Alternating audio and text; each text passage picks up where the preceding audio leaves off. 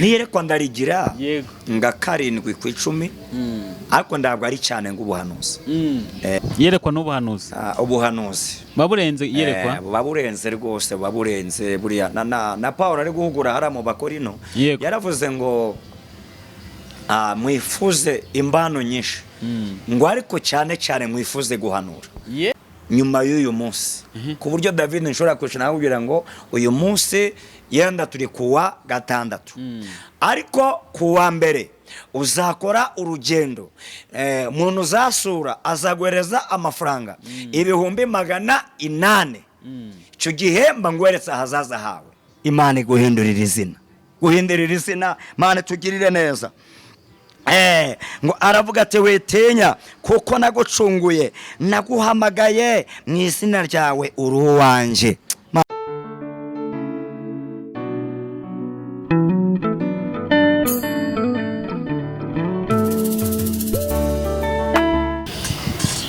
Yes, ni by'agace kacu gakomeye ku Duhitamano kuri Gone Arc TV. Amahemana akomeze kubana namwe.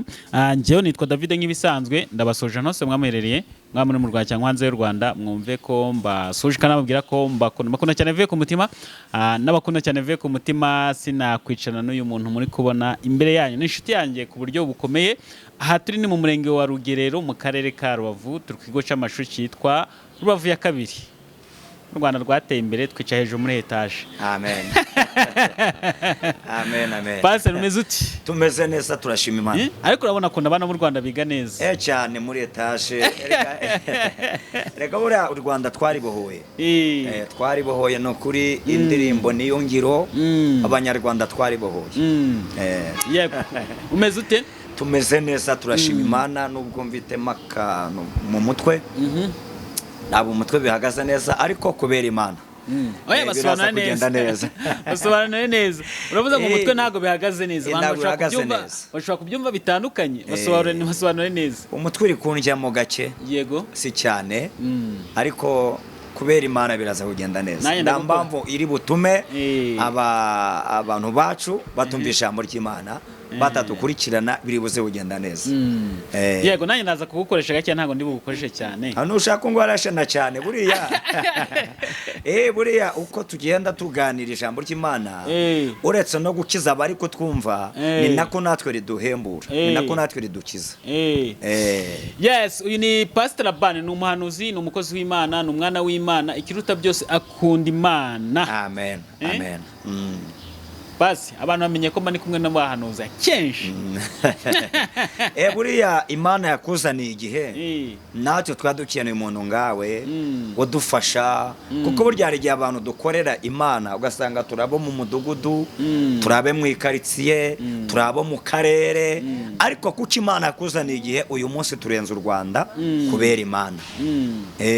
Buriya Imana tubwiraga ko zaturenze imipaka ikatubwira ko izatwamamaza ariko mu gihe ngiki binyuze muri mwebwe byarakunze rwose. Buriya ndakintu kinshimisha ngo guhamagarwa n'umuntu uri hanze y'uru Rwanda. Yego. Ngumva arampamagaye ambwira ngo nakubonye kuri Gone Arc TV cyangwa se kuri ndi umukristo. Biranshimisha cyane ngumva shimiye Imana cyane. Tekeza ko nanjye bajya bambwira ngo ndi umuhanuzi. Ariko uriwe. Ngeze nanuye. Buriya yenda ushobora kuba utarinjiramo neza ariko ukuntu ugenda ufasha abahanuzi abakozi b'Imana buryo umuntu wese agira abamushyigikira umuntu wese agira abamusapotinga. Ubwo rero buno nabwo ni uburyo bwawe Imana igukoresha mu by'ukuri tukarenga karitsiye tukarenga umurenge tukagera aho tugera kubera Imana. Yego. Yes, reka mbwira abantu badukurikiye nibaza kumva mu rusaku urusaku rw'imodoka twica ahantu ku muhanda ariko nta kone twabugenza n'Imana yemere ko dukorera. Rero mukomeze kuza mu byihanganira nuko nguko bihagaze. Reka mbirwa ngo twinjiye mu kiganiro dusabe Pastor Laban adutangiza n'isengesho. Pastor ni karibu n'isengesho. Mana turagushimiye sinda ryane ryubahwe wakoze imirimo n'ibitangaza bana natwe uratwemerera Kristo myiza ushima ko twagera kuri uyu mwanya kuri amasaha no kuri iyi minota izina ryawe ryubahwe. Amen. Turagushimira data mucunguzi mwiza aya manywa uduhaye cyangwa se kino gitondo duhaye kuri bine data bari hirya no hino kuko amasaha dufite hano hari abandi baba bari hejuru yacu cyangwa se munsi yacu. Ngabasenze mvuga ngo buri wese haza gufungurira kino kiganiro akadukurikirana. Ngabasenze mvuga ngo Mana nawe ubane nawe natwe ubane natwe mwamudukunda kubwo urukundo n'imbabazi zawe izina ryawe nirishyirwe hejuru.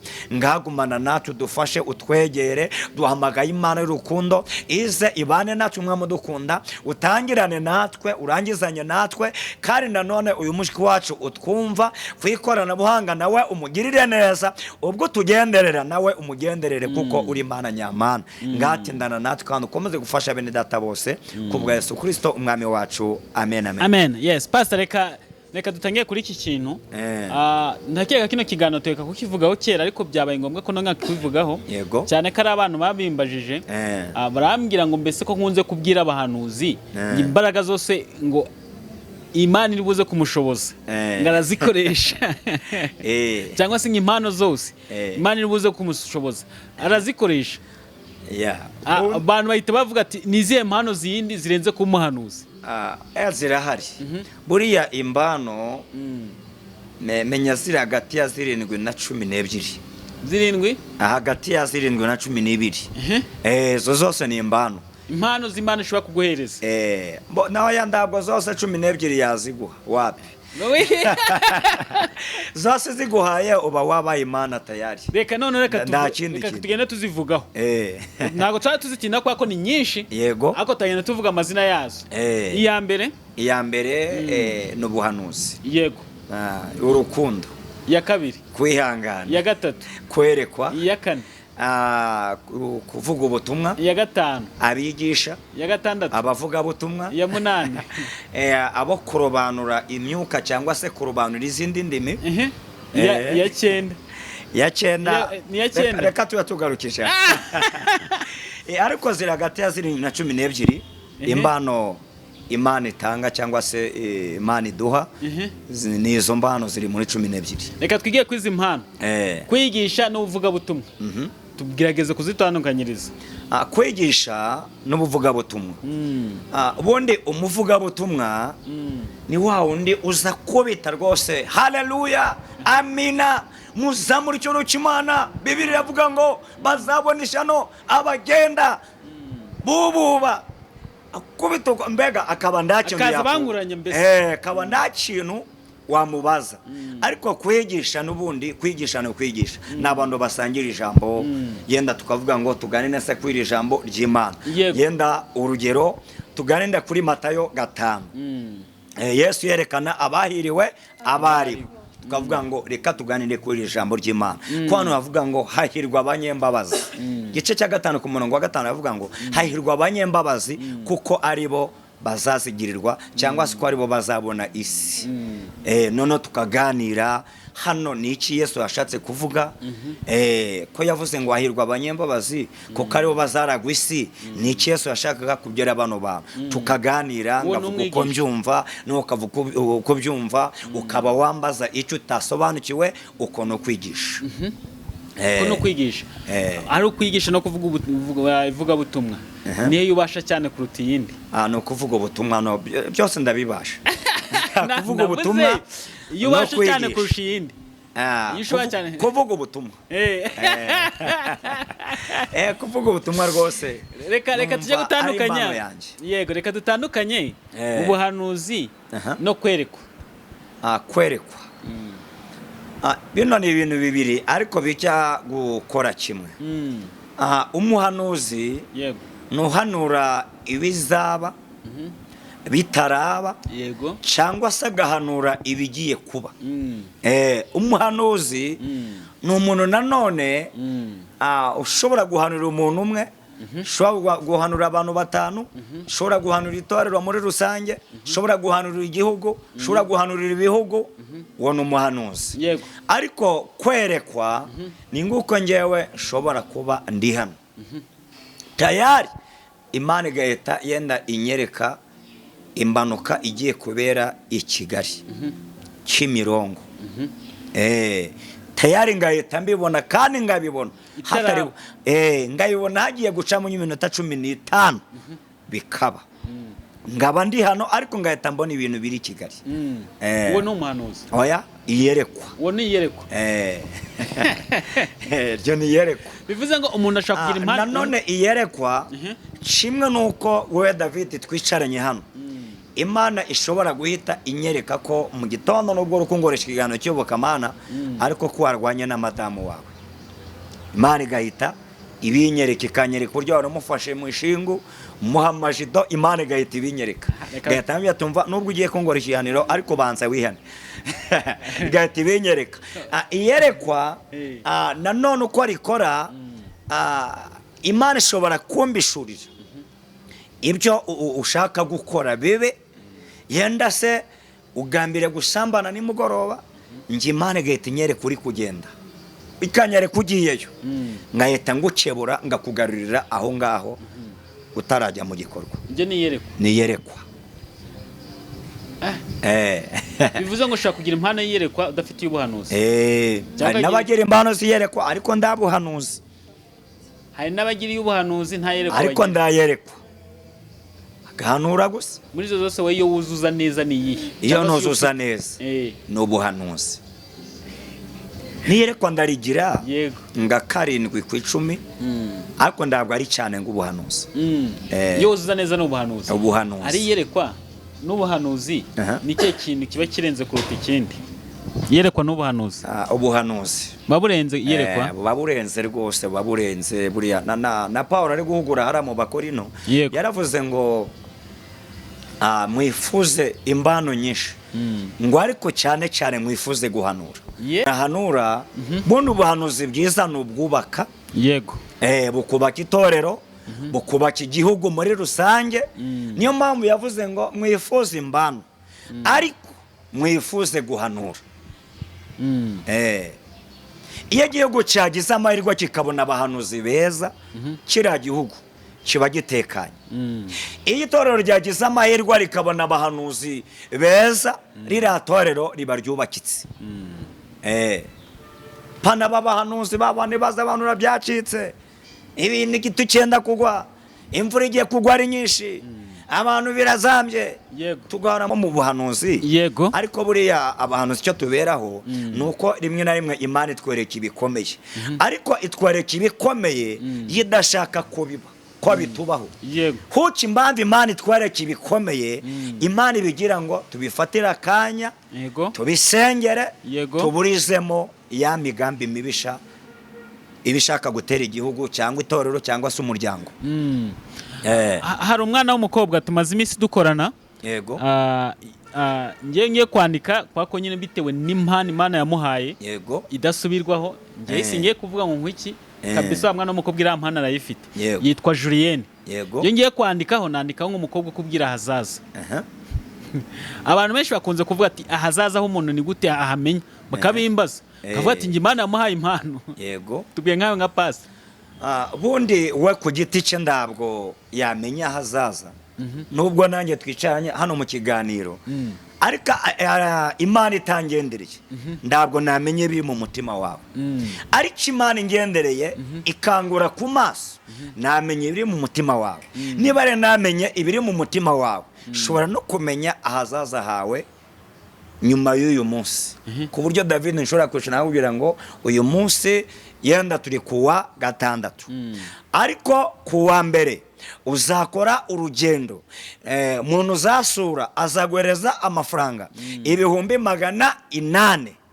Icyo gihe mba ngweretse ahazaza hawe. Cyangwa se uyu munsi urakennye, ariko mu myaka 3 mu myaka 2 iri imbere uzaba utonze kandi utungishije benshi.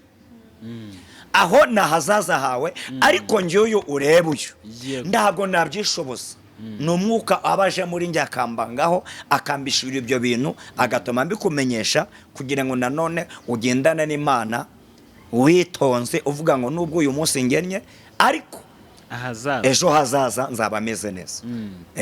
hari undi nawe nacishe nandikaga ngo uhamagara akakubwira ibyawe byose, abantu bakabwira ati koko iyo umuhamagara akubwira ibyawe kumva bagenda babishidikanyaho, ariko ntekereza ko buriya ibyo byose birashoboka iyo turi mu buntu tugirirwa n'Imana. Imana yaje muri twe turi mu uwo mwuka. Nakubwira kurwaje utabimbwiye, nakubwira ko umurwayi warembye mu bitaro kazakira cyangwa katazakira, ngakubwiza ukuri.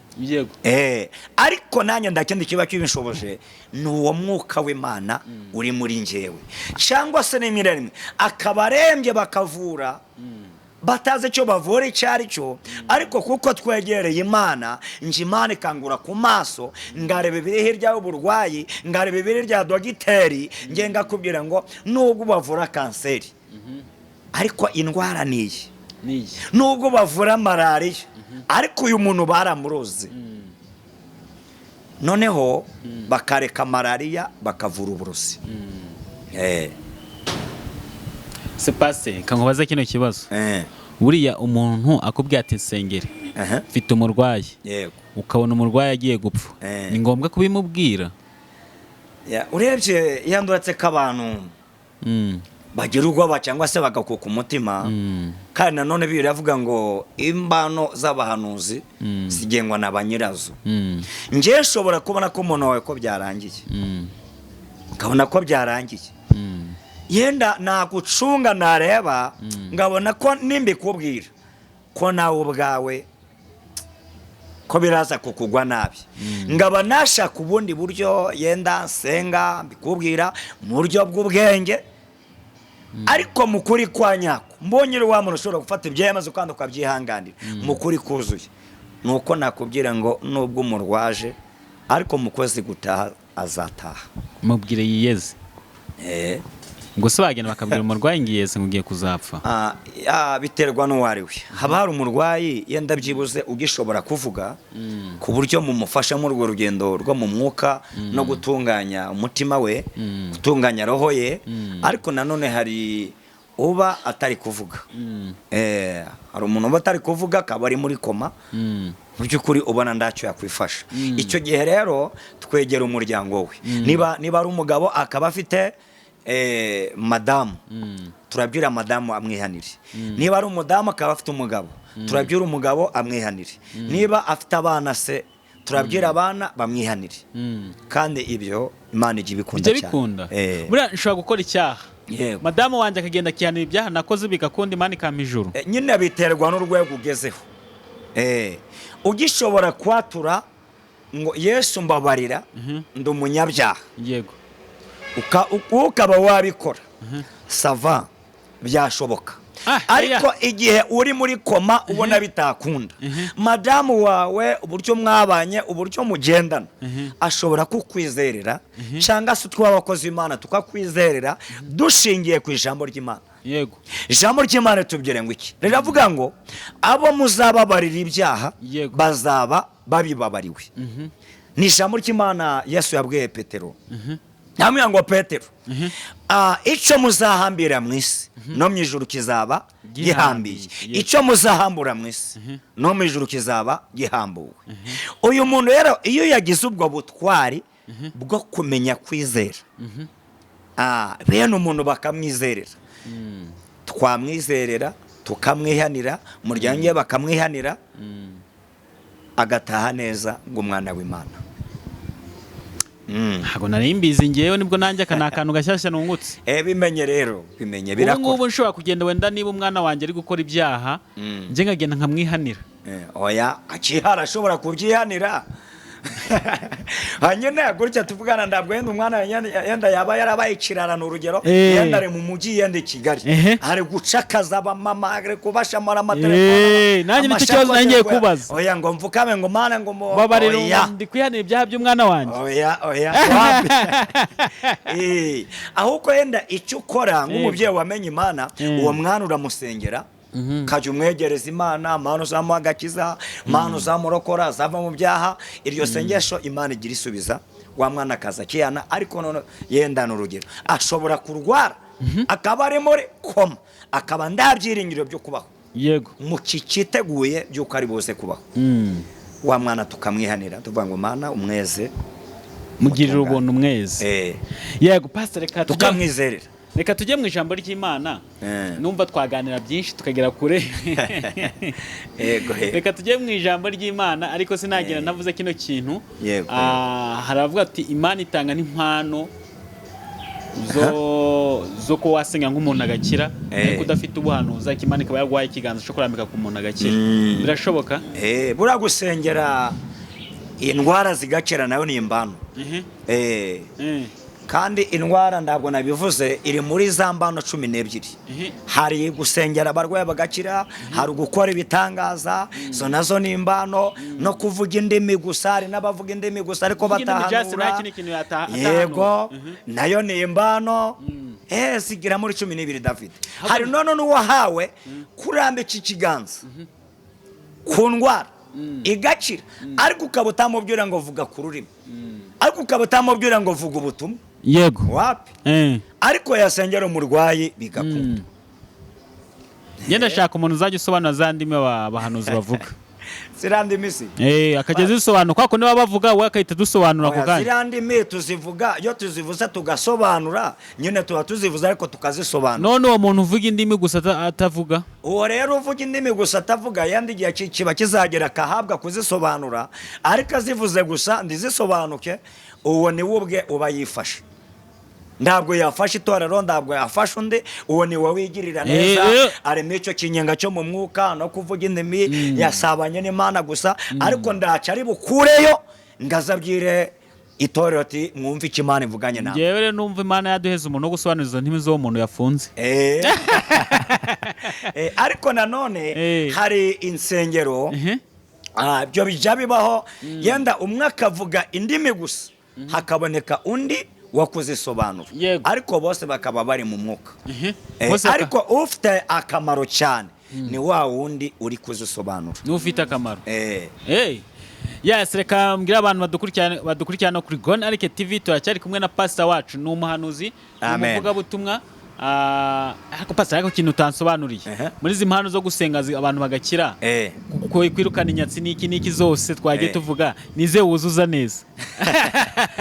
Number 1 ubuhanuzi, ivuga butumwa, yego, no gusengera abarwayi.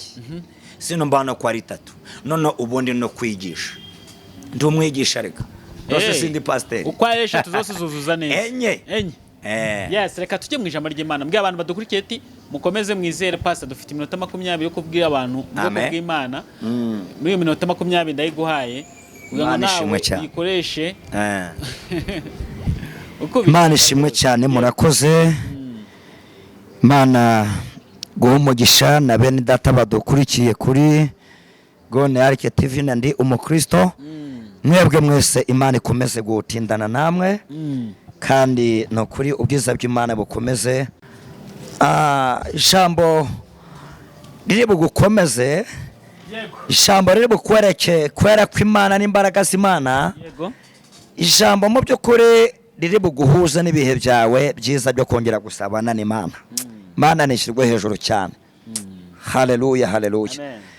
Ijambo ry'Imana tugiye kuganira tugiye kwisanga mu gitabo cy'umuhanuzi Yesaya. Gitabo cy'umuhanuzi Yesaya mu gice cya 43. Yego. Imana nishimwe cyane. Cya 43. Tugiye gusoma duhereye ku murongo waho wa mbere. Yego. Tetira amagambo tubwira ngo Abisiraheli bazacungurwa. Imana ishimwe cyane. Amen.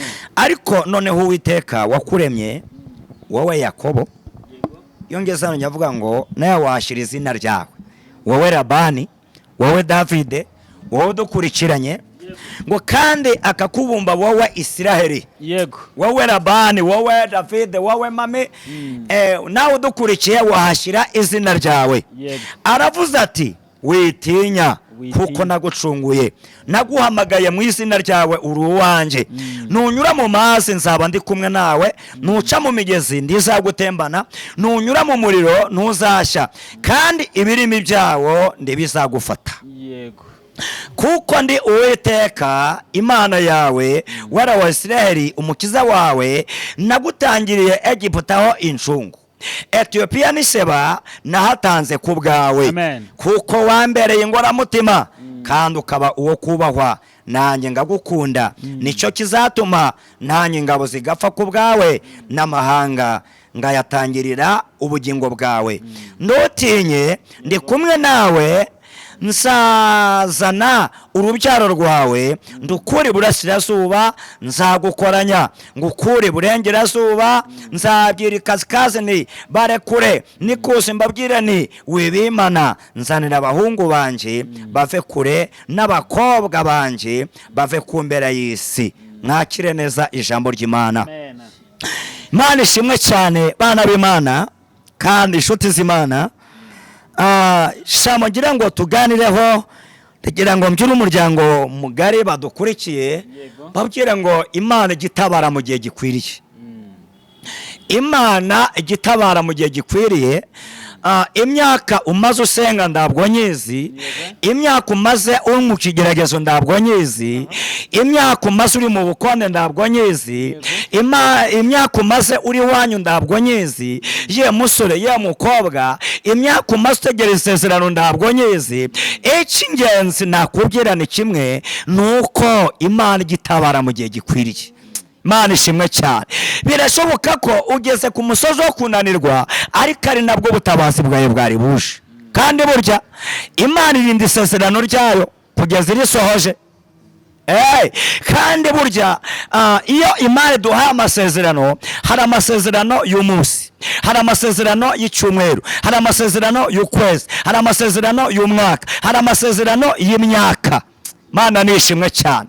Muri Yeremiya 29 ku murongo wa 10, ngira ngo niba atari wa 9, niho hatubwiye ngo ibyo nibyira kubagirira n'ibyiza ndabwo ari bibi.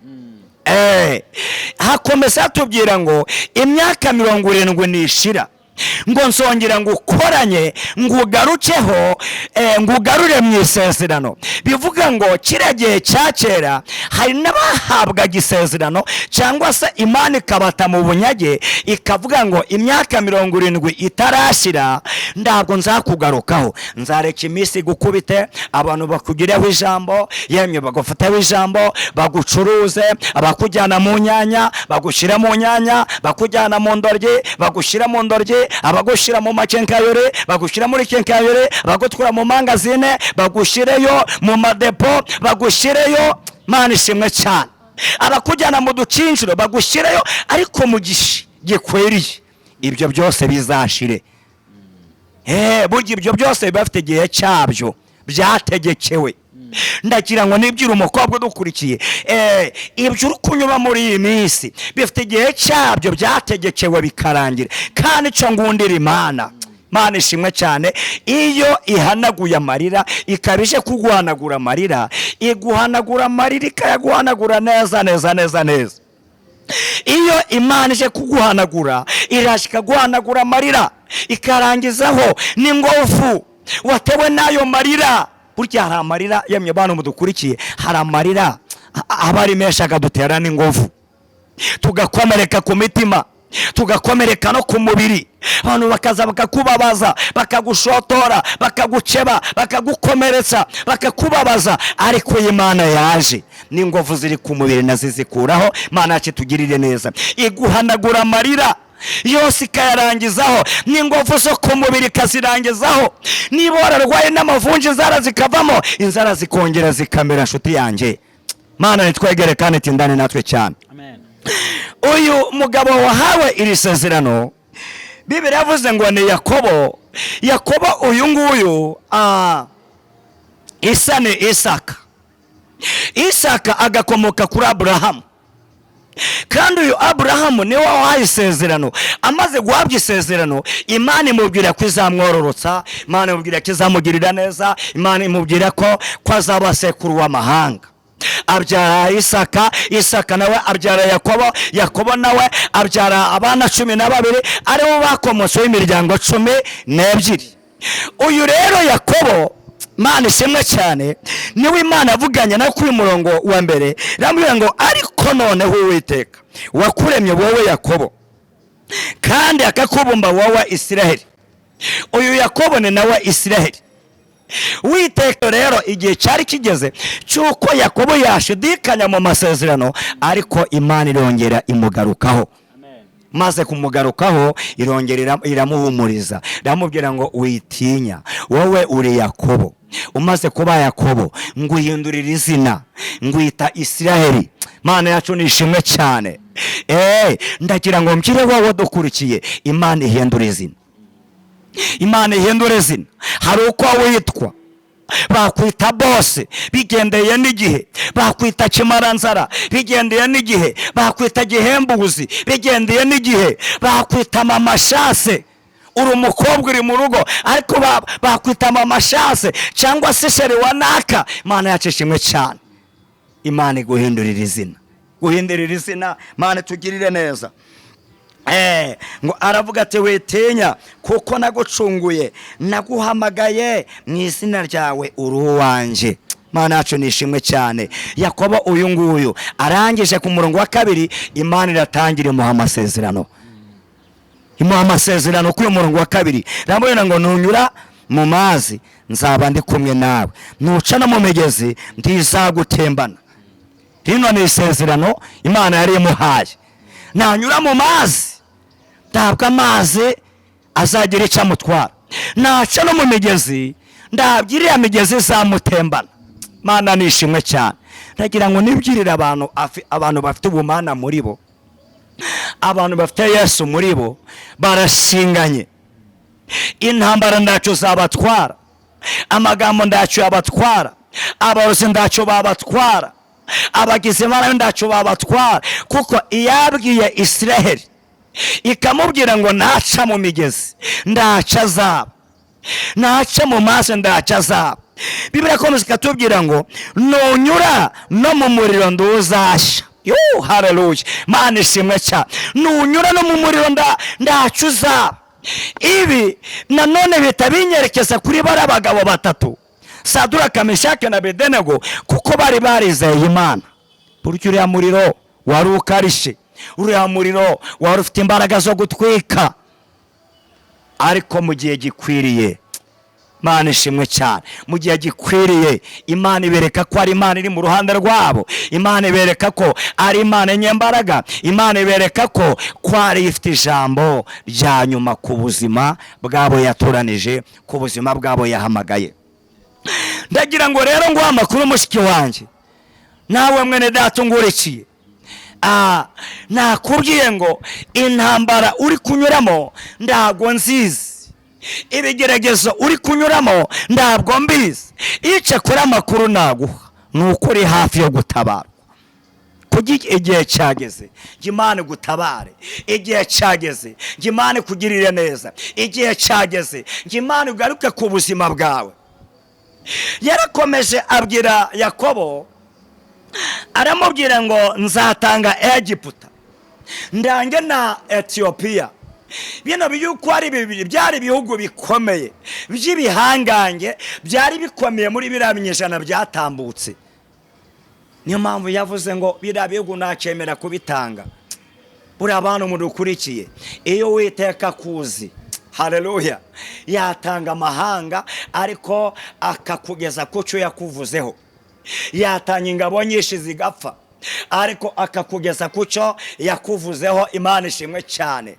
Yesu atwegere kandi atindane natwe. Niyo mpamvu yavuze kuri murongo wa gatanu ngo ndutinye ndi kumwe nawe, nzazana urubyaro rwawe ndukura iburasirazuba, nzakoranya n'abahungu bawe nabo mbakuye iburengerazuba mbakwegereze. Bishaka kuvuga ngo bana b'Imana kandi inshuti za Yesu, hari inshuti zawe zari zarakugiye kure, hari inshuti zawe zari zarakwanze, hari n'abagusibye muri telefone, hari n'abare batakiguhamagara, hari n'abare batakigusura, hari n'abatazi iyo uri n'ibibazo ufite. Ariko iyo Uwiteka yakoze, abo barashakana bakaba ese nyira runaka aracyariho, ese runaka aracyariho. Zirikana ngo igihe kiba cyageze cyo gutabarwa kwawe. Mana dusange kandi tindane natwe cyane bana b'Imana. nitwizera Imana tukagendana nayo tugakorana nayo, ntacyo Imana itazakora. Izakora byinshi ku buzima bwacu, izakora byinshi ku buzima bwawe. Hano Imana yavuganaga na Yakobo iramubwira ngo ariko none Uwiteka wakuremye wowe Yakobo. Hano ntabwo Yakobo agihari, Yakobo ntabwo agihari, ni wowe uhari, we mushiki wanjye, we mwene data, ni wowe uhari, ni wowe Uwiteka ari kuvugana nawe. Mana ishimwe cyane. Aravuga ngo Uwiteka niwe waremye ibintu byose, niwe waremye Abisiraheli kandi aranabacungura kandi azi n'amazina yabo. Uwiteka azi amazina yawe. Mana ishimwe cyane. Uwiteka azi amazina yawe, Uwiteka azi n'ibihe uri kunyuramo, uburyo bigoye. Ibyo bihe byose Uwiteka arabizi, ariko ndakubwira ngo witinya, Imana ije mu ruhande rwawe. Ibihe bibi umazemo imyaka, ibihe bibi umazemo iminsi, Uwiteka aje kubigukuramo. Mana nishimwe cyane. Uwiteka ubwaza amazina yawe, ngazi n'uburyo ubanye n'Imana. Umugisha dufite ni ukuba twaramenywe n'Imana. Niba Imana yarakumenye nawe ukayimenya, ndakubwira ni witinya. Umugisha wa mbere ni uko Imana yakumenye. Mana ishimwe cyane. Niyo mpamvu Imana yavuze ngo ubwo wangiriyeho umugisha ngakumenya izina. Nanone ni Yakobo yabibwiye ngo ubwo wangiriyeho umugisha ngakumenya izina, icyo nicyo nzagukiriza. Mana nishimwe cyane. Yewe mugabo, nubwo uri kunyura mu bihe bigoye, ukaba uri kunyura mu bihe biteye ubwoba, Uwiteka yakumenya izina. Amen. Mana nishimwe cyane. Yewe mukobwa, nubwo uri kunyura mu bihe bigoye kandi biteye ubwoba, uri kubara imyaka ukabona iri kugusiga, ariko ishimire kuko Uwiteka yakumenya izina. Mana ishimwe cyane. Bakwirukanye ku kazi, mu kazi byanze rwose babagabanije, ariko ishimire kuko Uwiteka yakumenya izina. Mana nishimwe cyane. Ndatangariza abapasitore muri iki gihe mu Rwanda insengero nyinshi zifunze, mwishimire ko Uwiteka yatumenya amazina. Icyo ari cyo dukoreramo, icyo ari cyo twishimira, kandi namwe ubwanyu muharanire kurinda izina ryanyu, muririnde, mwubahishe Uwiteka. Ntabwo twubahishe Uwiteka mu nsengero gusa, twubahishe Uwiteka mu muryango, muri sosiyete, aho dutuye, mu byo tuvuga, mu byo dukora. Aho niho abantu bamenyera Imana, aho niho abantu bamenyera bakavuga ati koko bano bantu Uwiteka bamenye izina. Mana twegere kandi tugirire neza. Mana ishimwe cyane bana b'Imana. Hano rero kumenya ko Uwiteka yatumenya amazina ni ibintu utagomba gufata nk'ibisanzwe. Ntukabifata nk'ibisanzwe. Ibintu bigira bake mw'iyi si ya rurema. Twese twaremwe n'Imana, tureberemwa byayo, ariko hari intambwe ya kabiri, kukumenya izina. Haleluya. Mana ishimwe cyane, kukumenya izina. Ubwo Uwiteka yakumenya izina, ibyo ngibyo bye bigutera gushira ubwoba. Uvuge ngo nubwo ndwaye ngaba ndi mu bitaro, ariko nizigiye ko Uwiteka yamenye izina. Uvuge ngo nubwo ndi mu bihe bibi, ariko nishimiye kuko Uwiteka yamenye izina ryanjye. Aya masezerano rero Imana yahaye Yakobo, yaravuze ngo nunyura mu mazi nzaba ndi kumwe nawe. Mana nishimwe cyane. Nunyura mu mazi nzaba ndi kumwe nawe. Isezerano ryo kudatembanwa n'amazi ritwibutsa ibyabaye kuri bwa bwoko bw'Imana. Igihe Saduraka, Meshaki na Abedenego, Imana yavuganye nabo, yabarinze kuby'isezerano. Iri sezerano ritwibutsa Mose ava mu Egiputa, bambutse inyanja itukura, bambukana Yorodani. Ariya maso sikwara adafite imbaraga, yari afite imbaraga abantu mungurikiye, ariko kuby'isezerano, haleluya, bakahanyura ngabanyura ku musenyi, bakahanyura ngabanyura muri kaburimbo. Mana nishimwe cyane. Aya masezerano rero bitwereka imbaraga z'Imana, bitwereka uburyo Uwiteka ahagarara cyane, uburyo Uwiteka arinda cyane abantu yavuganye nabo. Mana nishimwe cyane. Mana nihabwe icyubahiro. Imana yahagaze kuri ubu bwoko bwayo ba Saduraka Meshaki na Abedenego ikabahagararaho, ba Daniyeli mu rwobo rw'indare ikabahagararaho. Iyi Mana na n'uyu munsi iracyafite ubushobozi bwo gutabara. Ntabwo yatabaye bariya bagabo gusa b'i Babuloni, nawe iraje gutabara. Amen.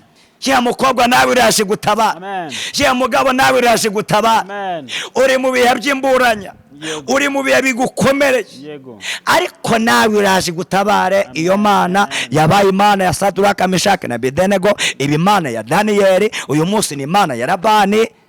Nawe niba ari Imana yawe ni wowe ubeze. Nje namaze kumenya ko ari Imana yanjye, kuko ni umufasha utabura kuboneka mu byago no mu makuba. Ngo dukwiye rero guhora duharanira kuba mu mubare w'aba banyamahirwe bo kumenywa n'Imana. Tukabamo uwo mubare tukabiharanira. niba Uwiteka arakumenya jya ubiharanira kandi ubirinde, ubyubahe, umenye ngo bino ntabwo ari ibya buri wese. Reka dusoreze hano nshuti yanjye, reka dusoreze hano bana b'Imana.